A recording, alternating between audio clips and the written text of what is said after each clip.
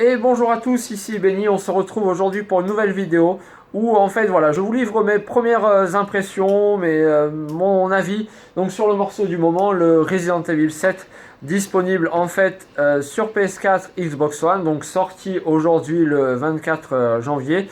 Et c'est pour ça qu'en fait voilà, aujourd'hui j'avais envie de vous faire une vidéo pour vous présenter un peu mes impressions, etc.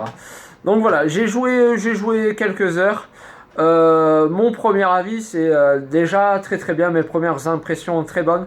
Voilà, on se retrouve donc Resident Evil.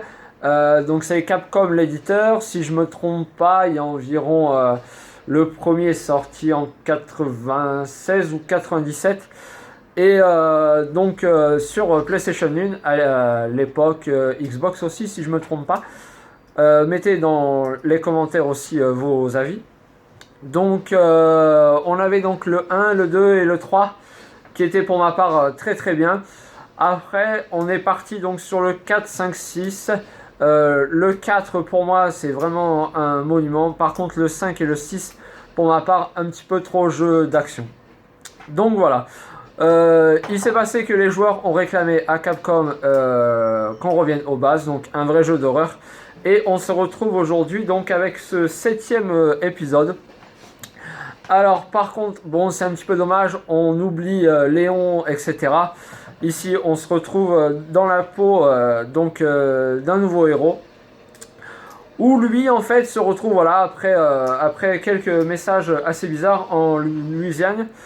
Donc dans la résidence des Baker.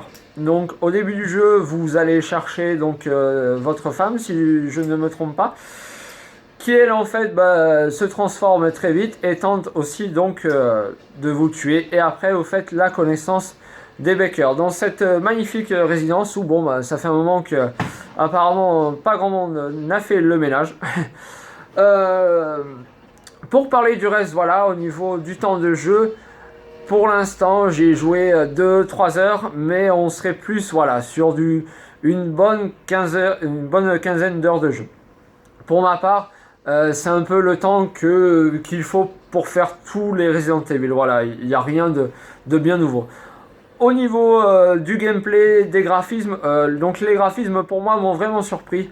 On a l'impression de se retrouver limite dans un film.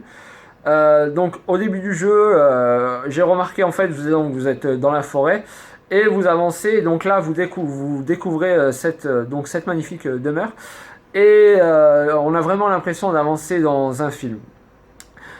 Concernant le gameplay, très très bien. Enfin voilà, en fait vous avancez souvent tout le long du jeu dans le noir complet, juste à la lampe torche. Donc ça nous fait un petit peu penser quand même à Silent Hill, enfin pour ma part, je sais pas ce que vous en pensez. On a toujours ce charme aussi des indices à relever, des indices à chercher. Notamment, j'ai en tête, vous devez trouver des VHS pour les mettre dans des vieux magnétoscopes pour découvrir des secrets sur la famille Baker. Donc très vite vous allez vous rendre compte que c'est une famille qui est complètement dérangée. J'ai en scène notamment la scène du repas entre les Baker où le fils se rebelle un peu et en gros le père lui coupe le bras à la scie. C'est assez gore mais on retrouve tout le charme des Resident Evil. Donc voilà, une très bonne sortie pour ma part au mois de janvier. Donc ça nous fait démarrer une belle année. On verra sur quel autre type de jeu on aura. Mais voilà, si vous savez pas quoi faire, si vous voulez vraiment un bon jeu, voilà, je vous le conseille. Il est très très bien. Mais écoutez, je vous laisse découvrir les autres secrets de la famille Baker. Et on se retrouve, si vous voulez, voilà, pour une autre vidéo. Merci, à bientôt, ciao.